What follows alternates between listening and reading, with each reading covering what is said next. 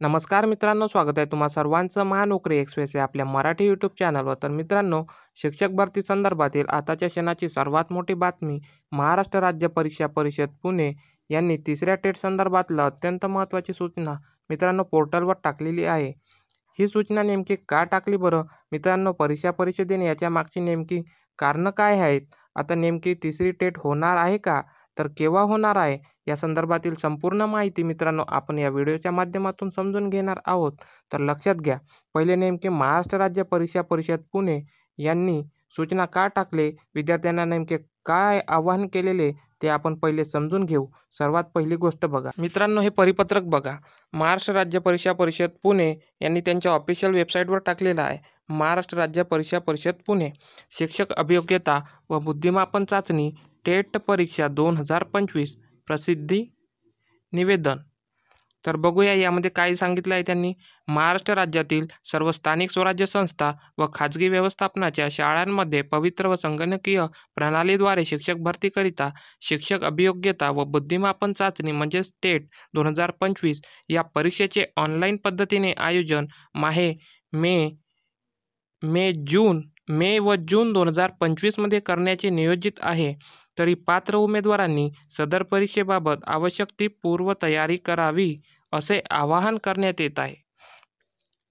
परीक्षेबाबतची अधिसूचना महाराष्ट्र राज्य परीक्षा परिषदेच्या www.mscepune.in या संकेतस्थळावर यथावकाश प्रसिद्ध करण्यात येईल.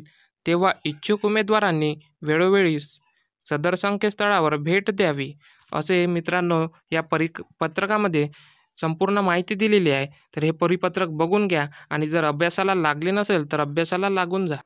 मित्रांनो, शिक्षक अभियोग्यता व बुद्धिमापन चाचणी टेट परीक्षा 2025चे नियोजन लवकरच परीक्षा परिषदेमार्फत करण्यात येत आहे. तरी पात्र उमेदवारांनी सदर परीक्षेबाबत आवश्यक ती पूर्वतयारी करावी असे आवाहन करण्यात येते. मित्रांनो, तुम्हाला ज्या तिसऱ्या टेटच्या संदर्भात परीक्षा परिषदेने आवाहन केलेले की परीक्षेच्या अगोदरची जी तुमची पूर्वतयारी असते ती तुम्ही पूर्ण करून ठेवा. आम्ही कधीही परीक्षा घेऊ शकतो.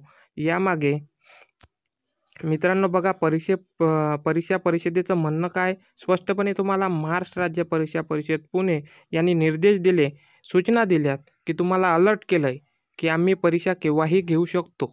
तुम्ही तुमच्या पूर्वतयारी करून ठेवा आणि लक्षात ठेवा, IBPSकडे मित्रांनो एवढी कॅपॅसिटी की IBPS तुमची 20 ते 25 दिवसांमध्ये सगळी प्रोसेस पूर्ण करून तुमची एक्झाम घेऊ शकते. कारण IBPSकडे त्याचं काम असतं ते परीक्षा घेणं आणि आपलं काम मित्रांनो अभ्यास करणं.